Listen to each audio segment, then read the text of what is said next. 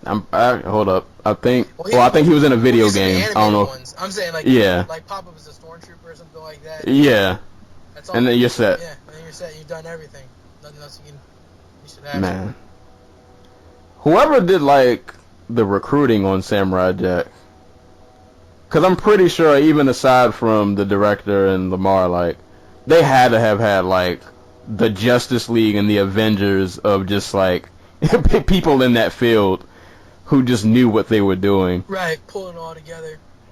Well, I mean, I guess in the world of like voice acting, it's probably a lot smaller than we think. You know what I mean? Like it's probably there's probably like, you know, there's your standard go-tos in terms of like people that generally just do animated voice work. Like, you know, you got like the girl that does oh fuck, what is the name from Rugrats? I know you're talking about. The girl who does Tommy. Actually, she does Tommy and I think she did Chucky too. Yeah. Like her voice is standard. The chick that does Bart Simpson, she does a lot of voiceover work. You know, like you get those standards. But then after that, I don't know like how big that pool is for other people outside of like actors and actresses that are already famous. You know what I mean? So right. Like, I don't even remember what the fuck my point was.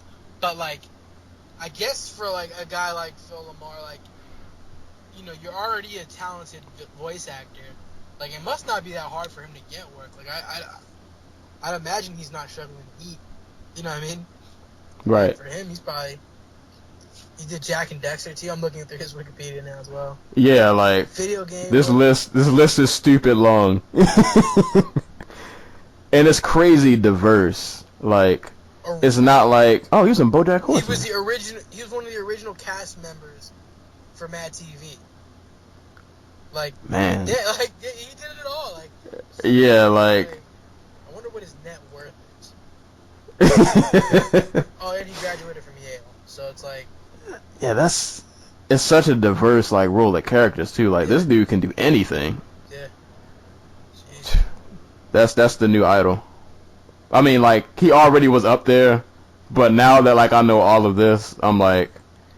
He is kind of like an overlooked personality if I think about it. Like, I mean. Yeah. I don't know. Like, I mean, obviously, if you're kind of like into like nerd culture or like, you know, all that kind of stuff, like you might know who he is, but like in terms of like being on the mainstream level, like I feel like he does deserve some respect because, you know, just looking through his catalog, he's clearly done a shit ton of stuff that everybody has seen at some point or another. You know what I mean? You may not have seen Samurai Jack, but you've probably seen Pulp Fiction, or you've probably seen Mad TV, or you know, you probably took your kids to see Hotel Transylvania. You know what I mean? Like, right. He's been everywhere. Like, that's a guy that he deserves some props. He deserves a rap song. So, shoot, he could probably perform the song and all these voices. Just, yeah, I'm gonna have to look up like some interviews and stuff with him because now I'm just like fascinated with like how much he's been able to do. I feel like Phil, not Jackson, Lamar. Yeah. Yeah, man. There's a couple bars waiting to be said. Phil's the GOAT, man. Phil's the GOAT. But I guess about to wrap up this episode. But I wanted to give a shout out to something real quick. I wanted to mention that I've been watching. I don't watch a lot of TV, but I've been watching this series on Viceland called The Therapist. Okay. With all right, let me see if I can find this doctor's name. What time does it come on? I think it comes on 10. I think it's like 10:30 on Mondays. Let me see if I can just Google this real quick. And I spelled Viceland all wrong. Hold up, I'm gonna find this because I want to give this guy his props because it's a pretty interesting show. Oh, I didn't spell therapist right. I'm gonna find this. Therapist Viceland. I know the doctor has a pretty long name. All right, so the therapist's name is Dr. Siri Sam Singh. Okay. If I'm saying that right. Yeah, it comes on Viceland. If you want to, I know most of the episodes are on YouTube. That's how I've been watching them. I listen to them while I'm at work. But I'm actually on Viceland's website now. So it's Monday at 10:30. It looks like they have the episodes on their website. The ones they only done 5. So far they've done Freddie Gibbs, Waka Flocka, Corey Taylor from Slipknot, Young M.A., and OT Genesis. And like, it's basically to give a quick synopsis of people if you're not familiar with it. They did YG too. Yeah, well, actually, I think from what I saw, YG was kind of the start of how this show happened. Okay. Like his episode, because I think his was about Yeah, just got shot. he was suffering. Yeah, he had got shot, and he was suffering from like, I guess, like paranoia and just kind of like the mental aftermath of going through something like that. Mm-hmm. And think of this show as, I hate to say Dr. Phil. Think of it as Dr. Phil, but like a lot more, to me at least, it seems like genuine. Like, okay. Dr. Phil, I feel like clearly shoots for ratings with some of the stuff they do. Right, like, they have like controversy. Yeah, like this to me, you know, yeah. Like, this seems a lot more real, a lot more, it has a much more genuine feel to it. And I kind of like how they, not to go off on another tangent, like they deal with, it seems like a lot of like mental health issues, which like I feel like in the world of music, like people kind of rap about it, but you don't really see the artists like talk about it. Like the Freddie Gibbs one I thought was a dope episode because they talked about, like, if anybody knows Freddie Gibbs, like he had that sexual assault case that he got dropped. But that episode, like, he really dived in a lot on how like that really messed with his psyche a lot.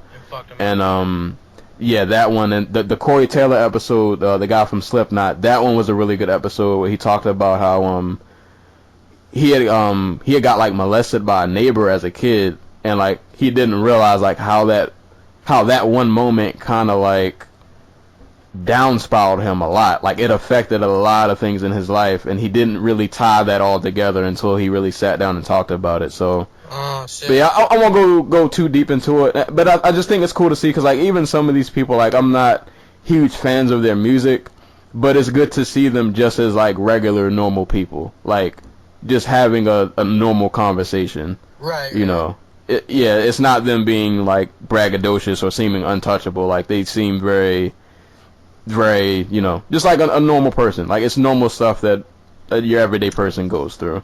I've noticed that wave coming on a little bit more, that like there's like more like just straight up conversations happening nowadays. Like I guess that's maybe like a side effect of like the podcast kind of crazy. Right, yeah.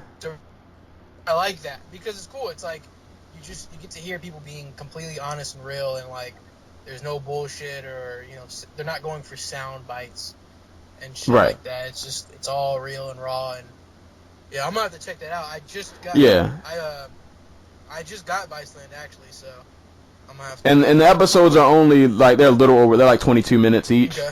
So yeah, like they're pretty quick watches. Like I watched like 3 of these while I was at work. Well, I listened to like 3 of these while I was at work. Like they help time go by a little bit. But but yeah, man, I just wanted to give that show a shout out. I thought this was a really dope show to watch. So I'll probably I don't know how many. But I need to plug one in too. Then there's a show called Gravity Falls out. Have you seen it? Mm-mm. Okay, it's like an animated show, right? And so it's basically about these 2 kids. They go to their uncle's place. He lives in like some random, you know, place out in the middle of nowhere, and like strange things happen, and like their uncle is somehow tied into the strange things, but for whatever reason the uncle's like pretty like unwitting or whatever. And like it's a Disney XD show, so like it can at times be a little bit more kid friendly than mature audience friendly, but the thing is, it's tied into Rick and Morty. It's tied into Rick and Morty in very legitimate, real ways that I won't spoil. But so my point is, I would say watch it and then look up the theories about like where they think the tie-ins are going, or where they could go if they go anywhere. But it's just like, it's interesting to watch. Like, if you know, we're all waiting for Rick and Morty.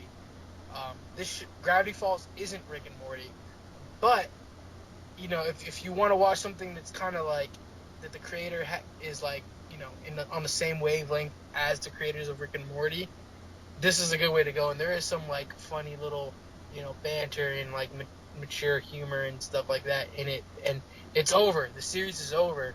It ended. So you can, potentially just sit there and binge watch the entire thing. And I think it's like. But what network? It was Disney XD.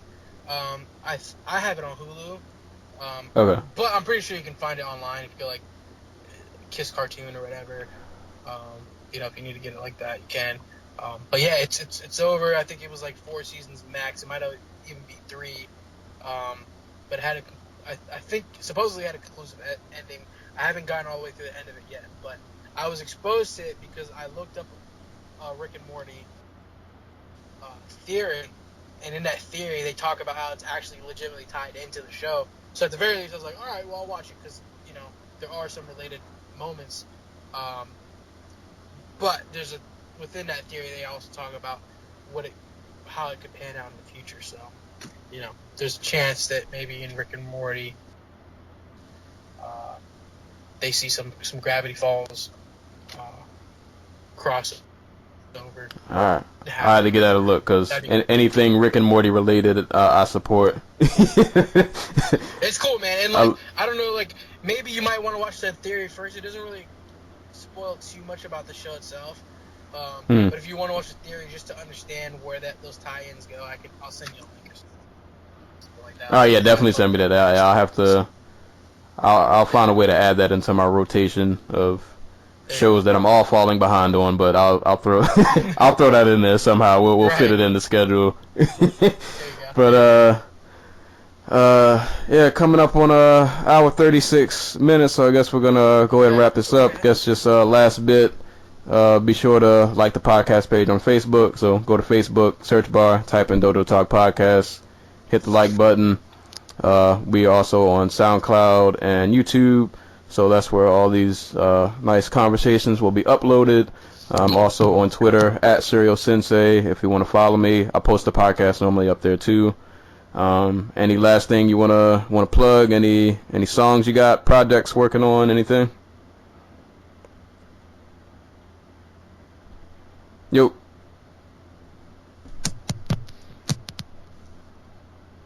You still there? Mike. Yo. Can you hear me? Yeah. Okay. yeah, I can hear you. Oh, thank God. I was about to be so salty.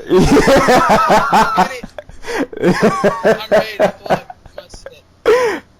Yeah, we're good. Yeah, I was just gonna say, you got any last thing you want to plug real quick? Yeah. So I just wanted to plug my SoundCloud. Last time I didn't really know how I spelled it out, but it's Pvle Moon. That's Pale Moon.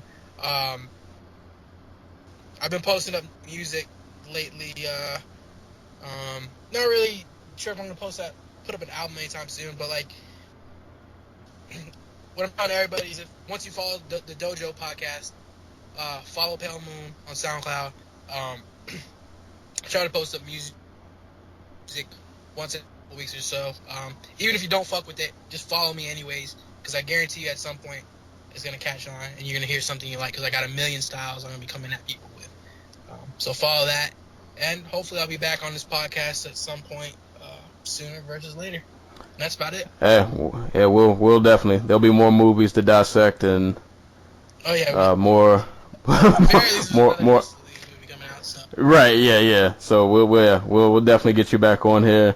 So yeah, thank you guys for listening. It's been another episode of the Dojo Talk Podcast, and until next time, we will catch you guys later. Peace.